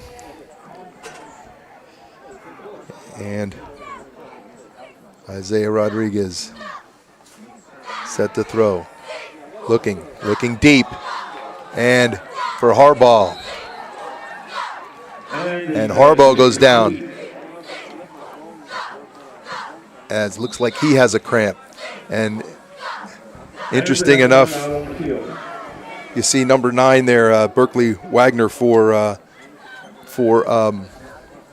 Lampeter knew exactly what to do in the event of a cramp. I don't know if this is a cramp. I sure hope so. And that does appear that's the way they're treating it. And again, you have these situations where, even though it's a cool night, these kids are still losing a lot of water. And they got to keep that water flowing in order to stay away from cramps. Dealing with things totally different. I talked a little bit before about Muhlenberg. Hadn't played against the Cedars in the Cedars section, I think, since the 1970s. Those were the days where you prevented cramps by taking salt tablets. Today, that's totally verboten, as we know the effect that salt can have on blood pressure, etc. Now they tell you to drink a lot of water. Back in the day, it was sip, just a little bit. You don't want to get waterlogged, they would tell you. But that is the way, that and some potassium in your system usually will help you avoid cramps. But we had about 3 or 4 guys go down, on both sides of the field tonight with cramps. And Caden is up. And he's making his way to the sideline. And that looks like the situation here again. So the Cedars facing a 2nd down and 10. Sincere Gonzalez in the ball game now.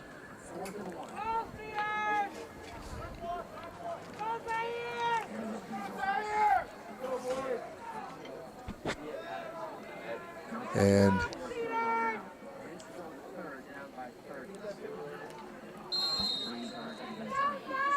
that looks like number 16 Emmanuel Mason there in the slot here at the bottom of the screen. There's Rodriguez to throw. I guess that is Mason.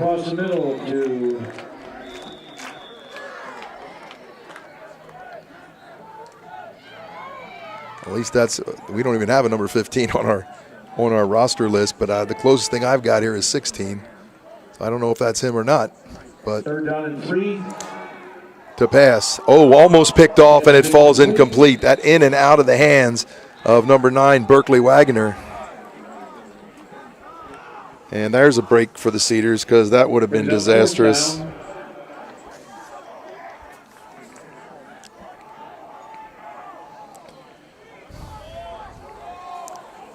So the Cedars now facing 4th down and about 3. Isaiah to pass. Moves to his left to avoid the rush. Now back to the right. Fires it out here. And out of bounds with a 1st down. It is incomplete, or is complete, and it is enough for a 1st down.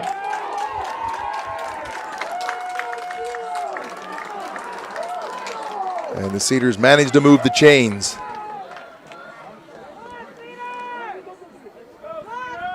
First down, their own 37-yard line. 40 seconds left here in the 3rd quarter.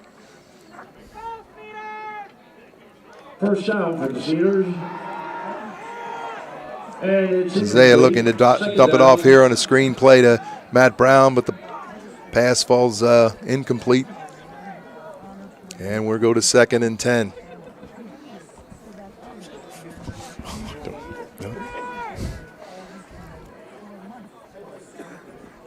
Yeah, we're not sure who number 15 is. We don't have him on our roster here, but he's just made 2 catches in a row for the Cedars. I don't know if that's Emmanuel Mason or not, but I see a number 16 down there, so perhaps that's not him. But who it is, I don't know. Now to throw. Rodriguez to the middle, incomplete. Another look at a screen, but that really fooled no one as there was a crowd of Pioneers there in the middle of the field. Only number 6 on the Pioneer defense was Third down and 10 for the Cedars. was in the backfield there. That was Braden Smith. Everybody else was crowded around the screen pass target. Cedars again in a tighter formation, but still with 4 wide receivers, but they're kind of tight. Matt Brown in the backfield with Rodriguez. End to pass. Rodriguez again for Michael Johnson, and a flag goes down as Michael Johnson goes down, and I think we're going to have pass interference. Johnson was open. Pass seemed to be a bit overthrown, but in high school football, there is no uncatchable pass rule. So unless that is something where it's so clearly over the guy's head that the play was pretty much over, that call's gonna happen, and it is pass interference against the Pioneers. 15-yard penalty, and it's enough for a Cedar first down and takes them into Lampeter-Strasburg territory at the 48-yard line. So a little breathing room for the Cedars to start again. First down. Cedars' ground game has been fairly non-existent. And, you know, they do depend on the pass mainly and always have. But you usually want to get a little bit from that ground game, and they're not getting much at all. But that line is doing a good job pass blocking. Rodriguez now on the run, and he breaks into the open, out close to a first down, and a hit along the sidelines that came late, and a flag on the play. So it looked like Isaiah picked up about 8 or 9 yards, and they're going to tack 15 more onto that. So he had gotten inside the 40-yard line, about the 39, which would have left him about a yard short. Now they're going to tack on 15 yards, and the Cedars are going to be set up 1st and 10 on the 24-yard line of the Pioneers. And this is a big one. This time, they got to get it in.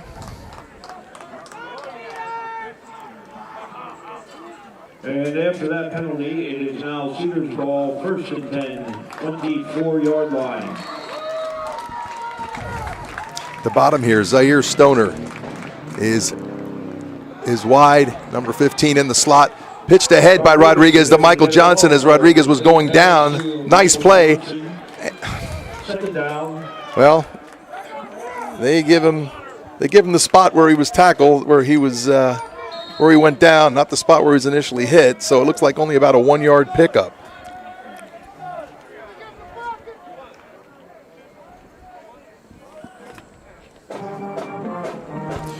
And it's great that we have people watching tonight. As we found out, number 15, who's made 2 catches now for the Cedars, is Eric Ortalaza. So Eric, who usually wears number 12, was wearing number 15 tonight. We weren't aware of that one, apparently. So that, as the third quarter comes to an end with the Cedars on the move, trailing 35-14. Their shot to get back in this game is right here, right now. Nothing else will do other than 7 points at this point, or 6 at least.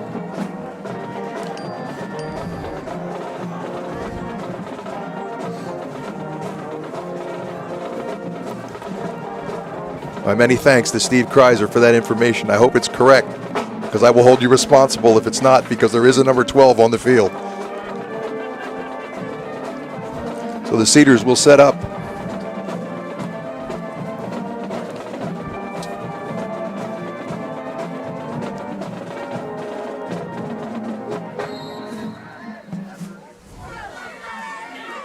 Second and 10 for the Cedars. So 2nd and 10. Isaiah Rodriguez ready to roll. Matt Brown spreads out there to the right side. Isaiah looks. First man, second man. Now he runs, now he throws. And a pass is intercepted. Intercepted and brought out. That's Lampeter's number 44. Interception for the Pioneers. And that's Brady Cole. Brady Cole, linebacker, with the interception. And that is a backbreaker. The Cedars were in a position where to stay in this game, they pretty much needed to score in that possession. And Brady Cole just brought that to an end.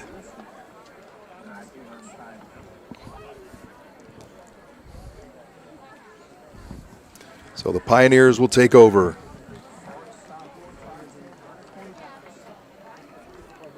They'll have it 1st and 10. I don't know. They're trying to sort something out here. I don't know if they have a penalty or what's going on.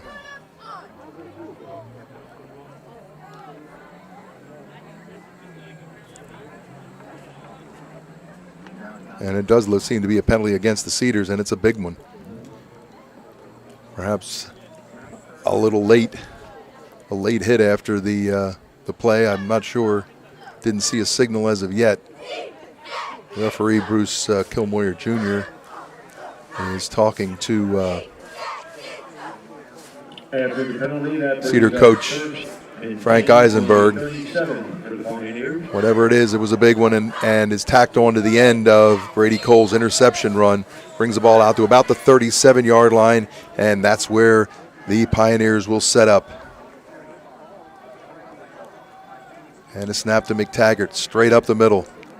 And the Cedars managed to stuff this one. 14 on the play, second down. It looked like Drew Harris on the carry. Picked up about 3, it seems. Wow, they got him all the way over the 40-yard line, so at least 3, if not on the play. Second down and called 7. Probably going to see Lampeter stick to a steady diet of runs now. Well, just when I say that, he fires one out on the left side to Alex Knapp, and Alex runs out of bounds. I would have thought they would have probably looked more toward to try to eat up some clock here, but the short pass, not a bad choice, but going out of bounds probably not a good idea if you want to use clock. But they've got a pretty good cushion at 21 points, so I don't think they're all that worried about it.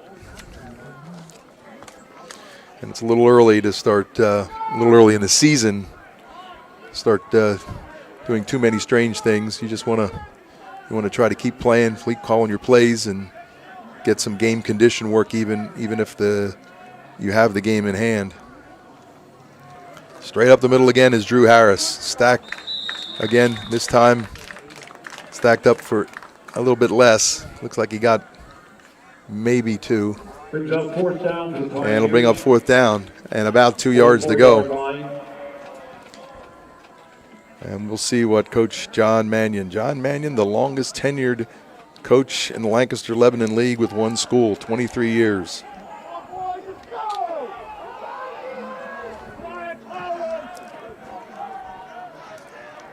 And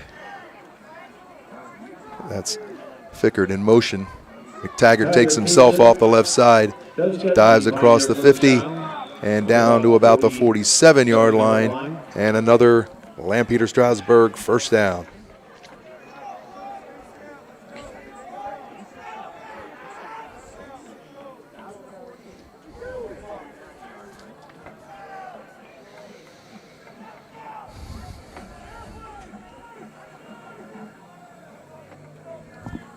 So 1st and 10 again for Lampeter-Strasburg.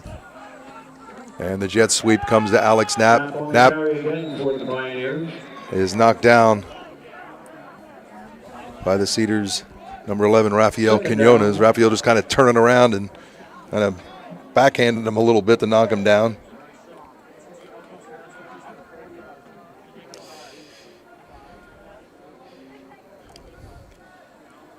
Trying to run some scores by you here quickly as we work these things in. Cedar Crest has come back from a 3-0 deficit now in the 4th quarter. They lead 20-3 over the McCaskey Red Tornado. Hempfield, the same score, leading over Penn Manor in the 4th. Manheim Township now leads Wilson. I don't know how that can be, 21-14, because it was Wilson had 17 earlier in the game, but they're saying 21-14 here on the LO football scoreboard. As timeout on the field, the Pioneers take their first timeout of the second half. Also in Section 2, Cocalico leading Manheim Central 21-6. And as I mentioned before, this is not the Manheim Central of old. They're in the midst of a rebuilding year. Usually they just reload, but it seems now that they're on a rebuilding plan. And Cocalico a good football team, another team that's a regular in the playoffs. They're even under their new coach now. They lead 21-6. Solanco, who was leading early on, is in quite a battle with E-Town as it's in the fourth quarter, and E-Town is up 22-21.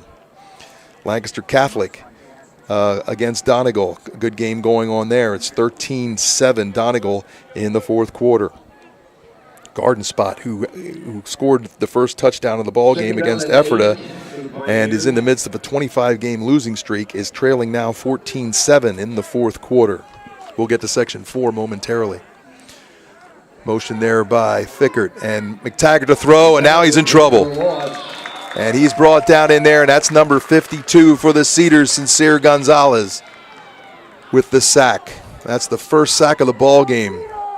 McTaggart's been brought down a lot, but that's usually after he gains yardage on a run. But this loss on the play for about 7 yards, it's going to make it 3rd down now and 17.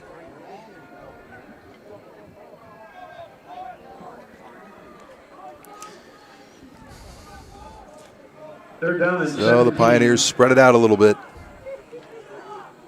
There goes Fickert in motion. Coming back the other way, no. McTaggart fakes up the left side, and he's on his feet all the way across, and I believe he's got enough for the first down. A huge pickup on the play as McTaggart, off the option look, takes the ball all the way down to the Cedar 36-yard line. Gain of about 18 yards on the play, and the Pioneers with another first down. Another score from from Section 4, that Lebanon County rivalry going on. It's Elko 40, Anvil Cleona 10. Elko on the way to their second win of the season. There's a give up the middle. And this time it's Gonzalez. And along with number 54 of the Cedars, Jail Ruffin Montgomery on the tackle. And no pickup on the play. 2nd and 10.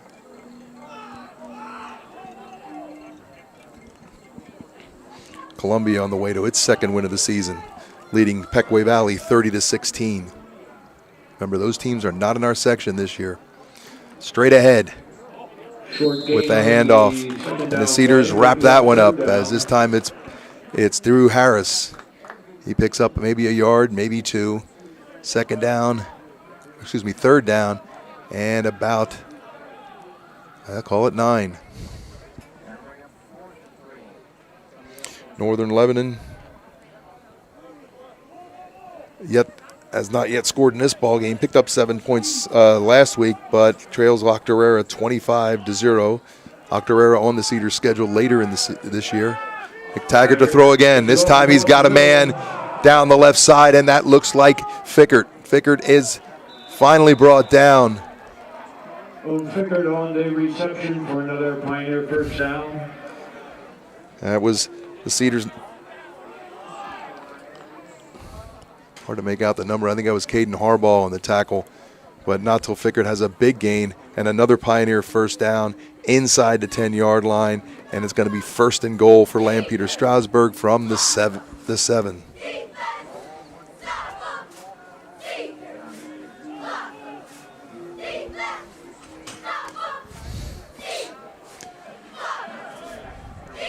Lampeter spreads the field again.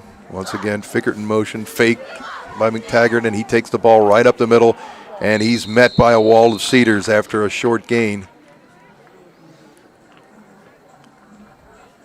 As the Cedars managed to stuff that, but he did pick up a couple, just inside the 5. 6.5 minutes left in our ball game. Lampeter leading 35-14.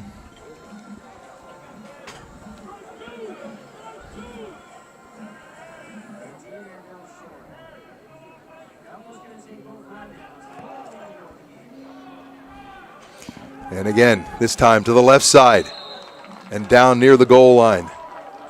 And he's in for the touchdown. Touchdown for the Pioneers. And more or less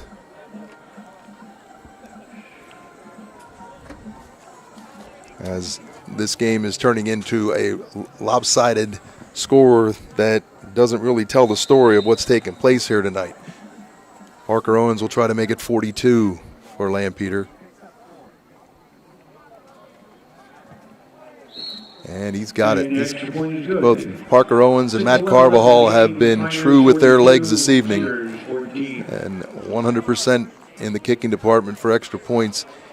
And with 6 minutes and 11 seconds left in the ball game, it is Lampeter-Strasburg 42 and the Lebanon Cedars 14. I'll try to keep an eye on some of these scores for you. Manheim Township Wilson is a close game. Manheim Central has just scored to make it 21-13. Solanco has scored again and went for 2 and hit the 2-point conversion and now lead Elizabethtown 29-22. Garden Spot has put a field goal on the board and now trails Ephrata by 4, 14-10. Octorara has added some points, had another touchdown, and now they lead Northern Lebanon 31-0.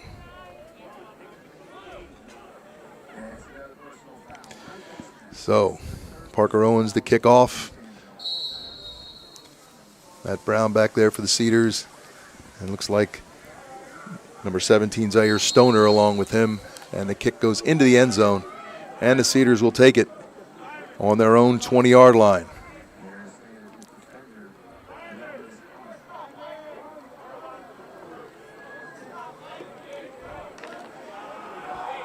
And I got to tell you, the most effectiveness we have seen from Lampeter-Strasburg's defense has been from their secondary. Some good coverage. The Cedar line of Sincere Gonzalez, Jaden Ditzler, Cameron Eberhardt, Thomas Hershey, and Matt Carvajal has done a good job in protecting Isaiah Rodriguez.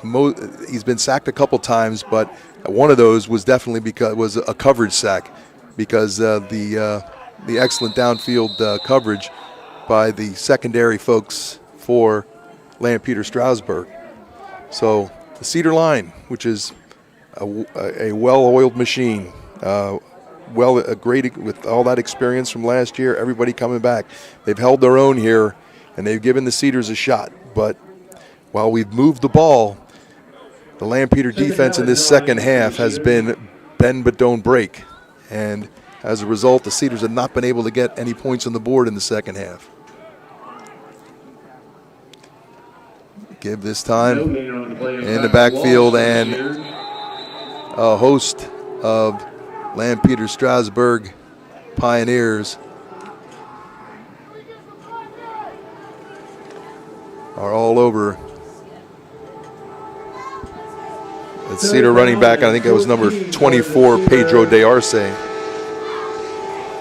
And there's the obligatory train coming by. It wouldn't be a game at Lebanon's Alumni Stadium if a train didn't come through blowing its horn. Rodriguez to pass. Little bubble screen to this side. That's Michael Johnson. Johnson over the 20. It's like about the 23-yard line. Pickup of about 3 on the play. And it's going to bring up 4th down.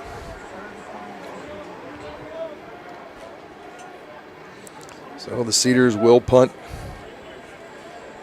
And as they've been all night, Ian Herr, Alex Knapp will be back deep for Lampeter-Strasburg.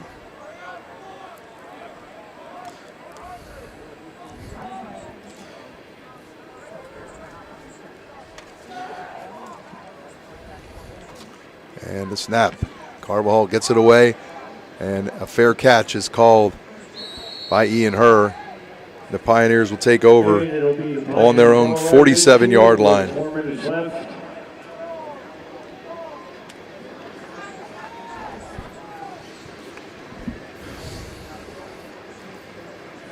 We've got 4 minutes and 7 seconds left in tonight's game, and it looks like the powerhouse called Lampeter-Strasburg has accomplished what they came to do.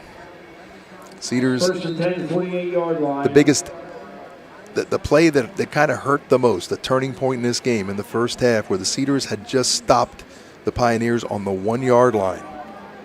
It's 4 shots inside the 10. They stopped them at the 1. And on the ensuing play, offensive play, the Cedars completed a pass to the 10-yard line that was fumbled, and the recovery by Lampeter that then took it into the end zone. And it's kind of been all Lampeter-Strasburg ever since. The second half, the Cedars been able to move the ball, but they have not been able to put it in the end zone. And it's nice to get to roll up some yardage, but they only count points on the scoreboard. Gain in the play of about 6 yards, so 2nd down and 4 coming up for Lampeter. They've made some substitutions into the ball game, and it's going to be tough to stay on top of this.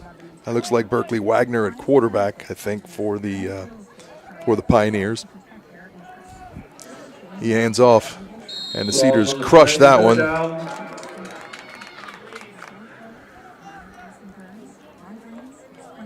And hand off to number 5, Drew Gocknauer.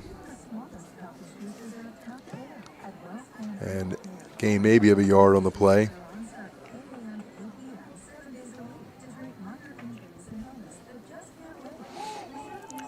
And a lot of different names and a lot of different numbers on the field now, especially for Lampeter-Strasburg. Here comes left in the jet sweep. That's Gocknauer again.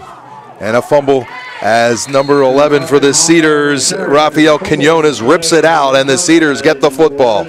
Rafael ripped that ball out, dove on it, and gives the Cedars a little bit of a break. Gets that offense back on the field, see if they can put one on the board here in this second half. They'll take over on their own 49-yard line. Again, this is early in the season. Everybody trying to get as many reps as they can. But you're up 42-14. You don't want to have your first team in there. It wouldn't be right. But the Cedars will keep their guys out there as they try to get something going again, as Isaiah Rodriguez fires out here on the wing to the Cedars number 24, Pedro De Arce. Pickup of a couple on the play. And we're looking at 2nd down and perhaps 8.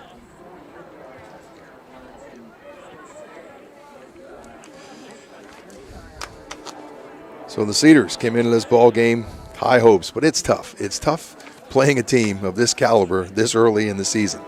I mean, I know the Cedars have a lot of experience as well, but this is a district championship squad we're looking at here, and you come in with a lot more confidence when you're in that situation. Here's Isaiah out here to the left side, Nasir Enoch, and he's run out of bounds on the play by number 44, Brady Cole of the Pioneers. Gain in the play of only about a yard, or no, a couple yards, excuse me. And it'll be 3rd down and 7, it appears. Johnson, Enoch down here at the bottom. The top, I think that's Eric Ortolaza, Caden Harbaugh, and Isaiah in trouble, breaks loose, fires downfield, and incomplete over the head of Caden Harbaugh. Isaiah lucky to break free from that one as he was in the hands of number 6, Braden Smith. But managed to work himself free. But this will bring up a 4th down. 4th and 7 for the Cedars.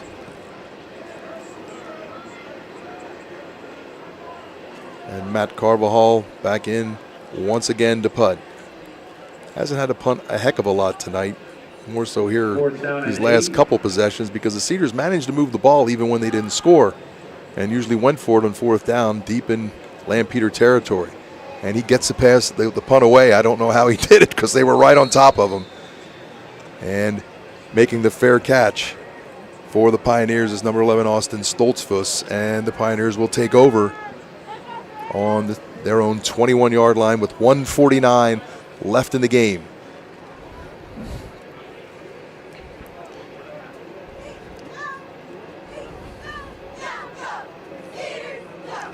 Again, trying to keep you up to date on what's going on elsewhere. Cedar Crest now leads 27-3.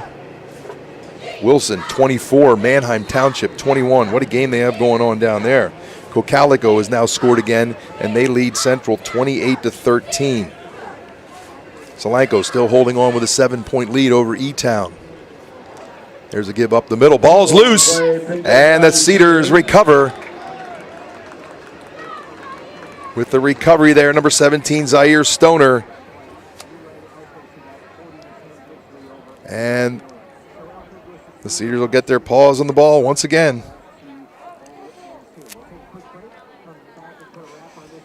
Let's see, Northern Lebanon has put a touchdown on the board as they now trail 31-6 at Octorara. No other changes that we have seen. So the Cedars will take over here by virtue of the fumble. And Isaiah back to throw. He's firing down the left side, looking for Michael Johnson, but Michael went in and the ball went out, and it goes out of bounds. Incomplete. And Cedars will go to second down.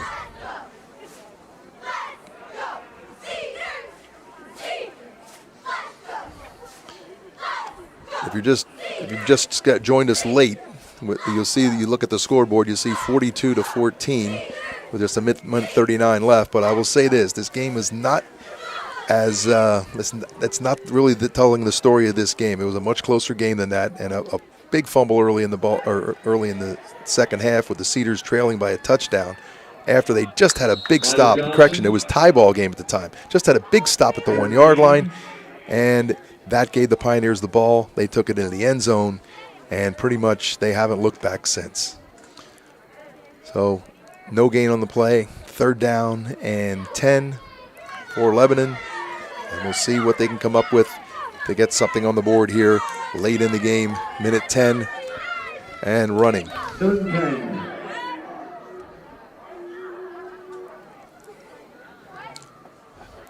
Straight ahead. Oh, and breaking into the open. Is that DeArce? Yes, it is. He's still on his feet. Down to the 10, inside the 10, and knocked out of bounds. Correction, not out of bounds. So the clock will keep running. He's down at about the 8 yard line.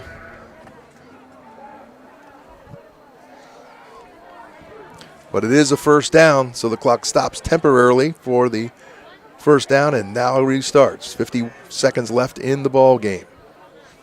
It was one of the best runs of the night for the Cedars. Once again, Pedro DeArce up the middle this time. And he is down close to the 5. And it's going to be second down and goal for the Cedars.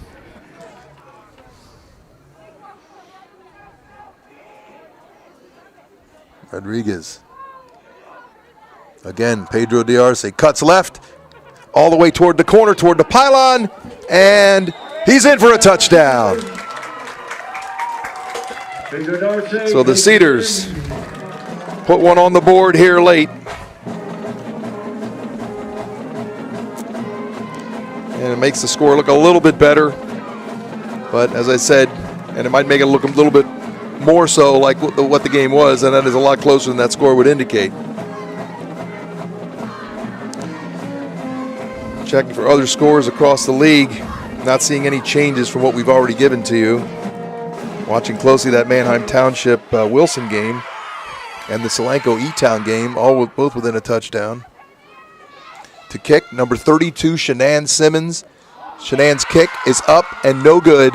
And what you just saw there was the first female in Lebanon high school history to participate in a home game, at least. I don't know that she played that she was out there last week. I don't think so, because the Cedars did not score late in the game.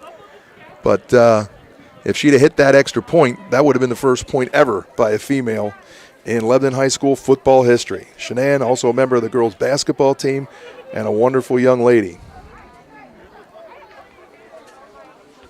42-20, 14 seconds left.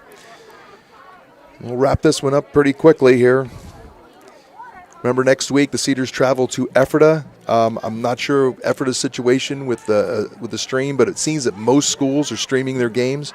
So keep an eye out for postings from.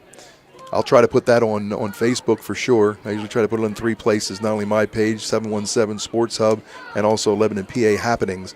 and I'll get that out there for you so you know, so you have a source for football next week. Assuming things continue the way they are with a 250 maximum allowed in the stadium. So Matt Carvajal will kick off in what probably will be the second last play of the game unless something strange happens. He just dribbles one down the middle and picked up there by Lampeter-Strasburg. It looks like number 30 for Lampeter. That's Matt Weiss. He takes a knee, and 12.8 seconds, and I'm willing to bet that Coach John Mannion will just drop to a knee on this one, run out the clock, and it'll be all over. Great effort by the Cedars, just unable to produce any points in this second half. The defense did step up in the second half, but just couldn't get over the hump offensively. We moved the ball, but we just could not put it in the end zone. One change in score, Cedar Crest 27, McCaskey 11. No change in E-Town, Solanco, no change in Wilson, Manheim Township. And it looks like our opponent next week, Ephrata, has defeated Garden Spot, so we'll both go into that game 1-1. Thanks for being with us tonight. Have a wonderful weekend, and we'll catch you back here on our streaming site in 2 weeks for the next Cedar home game. Next week, we're away at Ephrata. Thanks for being with us. Again, have a great weekend.